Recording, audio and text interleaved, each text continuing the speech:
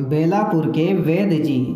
बेलापुर यूं तो एक छोटा सा गांव था, लेकिन था बड़ा सुंदर। एक तरफ कलकल बहती नदी तो दूसरी तरफ हरा भरा जंगल था।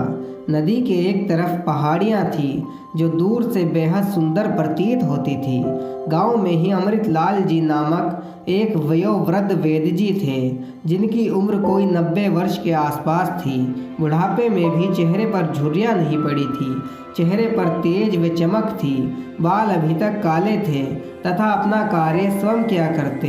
बुढ़ापे में भी वे नित्य भोर में जंगल में हरे पेड़ों के इर्द गिर्द भ्रमण पर जाया करते, व्यायाम करते और नदी में तैराकी भी किया करते। सुबह में ईश्वर सेवा के उपरांत गांव के लोगों का उपचार के बदले वे खुशी से अनाज, चीनी, चावल, घी, फल, मेवे, कपड़े आदि दिया करते थे। एक दिन वेद जी बीमार पड़ गए। अब सारा गांव हैरान हो गया।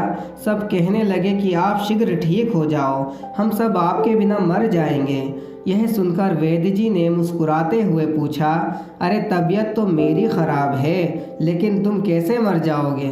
गांव वाले एक स्वर में बोले, भला हमारी देखभाल कौन करेगा? इस पर वेद जी ने कहा, 4 वेद और भी हैं, लेकिन आप सभी को उनकी बातें माननी होंगी। इस पर गांव वालों ने बड़ी उत्सुकता से पूछा, कौन सी बातें? वेद जी बोले, पहला वेद है प्रातः जल्दी उठना, दूसरा है प्रतिदिन व्यायाम करना, तीसरा है प्रतिदिन स्नान करना और चौथा वेद है जब भूख लगे तभी भोजन करना। इन चारों वेदों के कहने पर चलोगे तो सदा प्रसन्न ही रहोगे, कभी बीमार पड़ने की नौबत ना आएगी। इतना कहते ही वेद जी स्वर्गलोक से धार गए।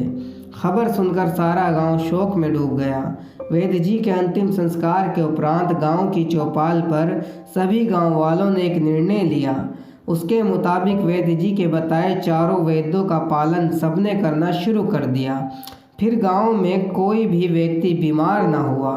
गांव के सभी लोग स्वस्थ रहकर जीवन व्यतीत करने लगे।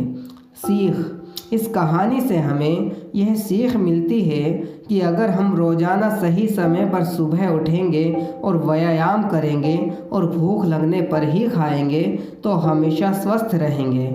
इसलिए हमें अपना पूरा कार्य सही समय पर ही करना चाहिए। दोस्तों, आपको ये कहानी कैसी लगी कमेंट में ज़रूर बताना। अगर आपको ये कहानी अच्छी लगे तो शेयर ज़रूर करना। Thanks for watching. Subscribe now.